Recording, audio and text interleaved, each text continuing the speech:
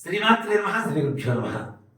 మార్చి 3వ తారీఖు చంద్రగ్రహణం మధ్యాహ్నం 3:12 నుంచి సాయంత్రం 6:51 వరకు. పుబ్బా నక్షత్రం 2వ పాదం సింహరాశిలో ఈ చంద్రగ్రహణం ప్రారంభమవుతుంది. అంతేకాకుండా పుబ్బా నక్షత్రం వారు, భరణి నక్షత్రం వారు, పూర్వాషాఢ నక్షత్రం వారు పడుతుంది చంద్రగ్రహాన్ని కాబట్టి చంద్ర నక్షత్రాలైనటువంటి రోహిణి, హస్త, శ్రవణ నక్షత్రాలు పడుతోంది కేతు కాబట్టి కేతుగ్రహ నక్షత్రాలు 3 అశ్వని, మఖ, మూల. అలాగే పుబ్బా నక్షత్రం తర్వాత వచ్చేటువంటి ఉత్తరా నక్షత్రం. అంతేకాకుండా మనకి కుంభరాశిలో ఉన్నటువంటి శతభిషం, పూర్వాభాద్ర నక్షత్రాలు, ధనిష్ట నక్షత్రం. అలాగే ధనుస్సు రాశిలో ఉండేటువంటి మూల, పూర్వాషాఢ నక్షత్రాలు.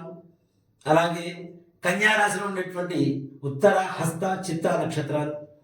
కర్కాటక రాశిలో ఉండేటువంటి పునర్వసు, పుష్యమి, ఆశ్లేష నక్షత్రాలు.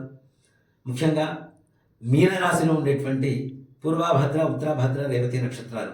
ఈ నక్షత్రాల వారికి అధికమైనటువంటి కష్టకాలంగా చెప్పుకోవచ్చు ఈ గ్రహణ సమయాన్ని.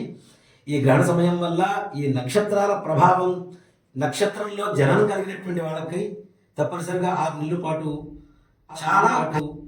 చాలా కష్టతరమైనటువంటి కాలంగా మారనుంది. దయచేసి గమనించండి. ఈ యొక్క నక్షత్రాల వారికి, రాసుల వారికి తప్పనిసరిగా జపశాంతులు చేయించుకోవడం అత్యవసరం.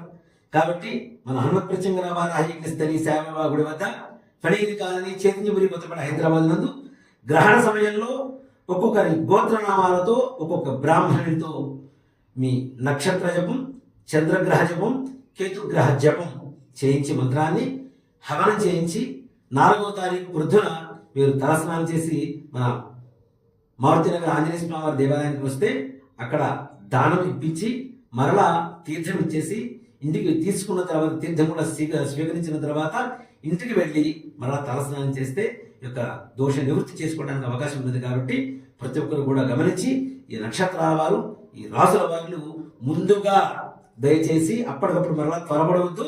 అప్పటికప్పుడు బ్రాహ్మణం దొరకడం కష్టం. గ్రహణ సమయంలో బ్రాహ్మణం దొరకడం అనేది చాలా కష్టతరమైనటువంటి పని. కాబట్టి దయచేసి ముందుగా గోత్రనామాలను నమోదు చేసుకోవాల్సిందిగా ప్రార్థన. వివరాలకు 8121913042. మీ శివసుధీర్ శర్మ. శ్రీమాత్రే నమః శ్రీ గురుభ్యో.